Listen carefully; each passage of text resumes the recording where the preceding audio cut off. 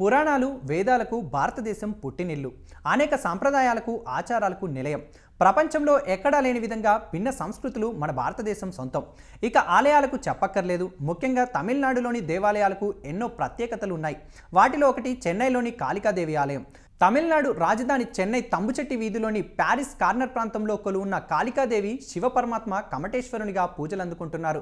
క్రీస్తు శకం 1677 అక్టోబర్ 3న ఈ దేవాలయంలోని అమ్మవారిని ఛత్రపతి శివాజీ దర్శించి పూజలు చేసిన తర్వాతే పలు యుద్ధాల్లో విజయం సాధించారు. కొన్ని శతాబ్దాల కిందట ఈ ఆలయం సముద్ర తీరాన ఉండేది. అయితే 1640లో దీన్ని ఈ ప్రాంతానికి తరలించారు. మళ్ళీ 1678లో శివాజీ ఈ దేవాలయాన్ని పునరుద్ధరించాడు. దేవాలయంలోని అమ్మవారిని శాంత స్వరూపానికి ప్రతీకగా పేర్కొంటారు. తమిళులు కామాక్షిగా కొలుస్తారు.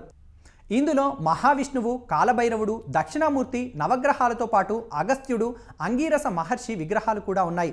ఈ ఆలయంలోని అమ్మను దర్శించుకున్న వారికి మనసులోని కోరికలు నెరవేరుతాయని విశ్వాసం. వర్షాలు పుష్కలంగా కురిసి దేశం సుభిక్షంగా ఉండటం కోసం ఏటా ఇక్కడ పూజలు నిర్వహిస్తారు.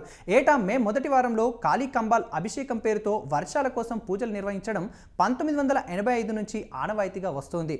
వ్యూవర్స్, ఈ వీడియో కనుక నచ్చినట్లయితే లైక్ చేయండి, కామెంట్ చేయండి, షేర్ చేయండి అండ్ సబ్స్క్రైబ్ కండి. Thanks for watching eagle media works.